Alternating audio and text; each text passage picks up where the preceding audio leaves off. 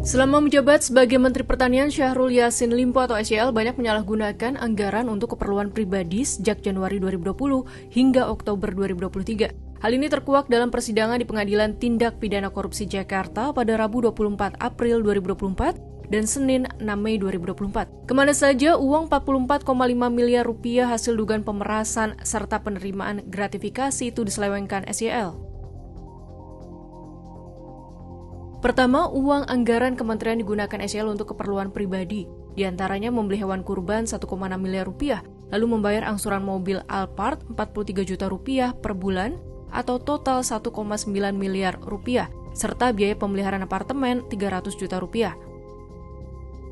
Selain itu, SYL menghambur-hamburkan anggaran untuk keperluan biaya operasional rumah dinas, termasuk uang makan 3 juta rupiah per hari atau total 4,05 miliar rupiah dan cicilan kartu kredit 215 juta rupiah.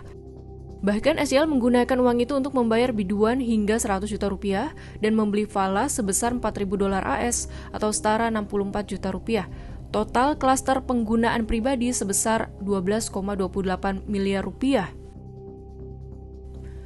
Sedangkan penggunaan untuk keluarga atau kolega yaitu pembelian mobil Toyota Innova untuk anak SYL seharga 500 juta rupiah, umroh keluarga 1,35 miliar rupiah, tas Dior untuk istri Ayun Sri Harahap sebesar 105 juta rupiah. Ada pula anggaran untuk hitan cucunya dan pembelian skincare untuk anak serta cucu. Ada pula uang jajan istri 25 juta rupiah hingga 30 juta rupiah per bulan atau total sebesar 1,2 miliar rupiah. Kado undangan 381 juta rupiah. Parfum anak Indira Cunatita Syahrul Putri 5 juta rupiah. Biaya dokter kecantikan anak SYL. Lalu ada juga pembelian bros dan cincin emas sekitar 10 hingga 15 juta rupiah untuk satu kali kado pernikahan kolega di Jakarta atau Makassar, Sulawesi Selatan.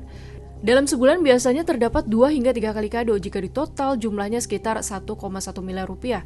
Lalu pembelian lukisan Sujiwo Tejo pada 11 Agustus 2022 senilai 200 juta rupiah. Lukisan itu kini diduga berada di kantor Partai Nasdem. Jika ditotal jumlah klaster penggunaan keluarga atau kolega jumlahnya mencapai 4,8 miliar rupiah. Lubernya uang 44,5 miliar rupiah ke keluarga dan saudara bisa jadi berdampak panjang bagi kasus yang menjerat SYL. Komisi Pemberantasan Korupsi atau KPK menyebut keluarga SYL sangat mungkin ditetapkan sebagai tersangka dugaan tindak pidana pencucian uang atau TPPU jika nantinya keluarga SYL terbukti secara sengaja menikmati uang korupsi. Sementara itu, harta yang dimiliki SYL tercatat naik signifikan setiap tahun sejak menjabat sebagai Menteri Pertanian.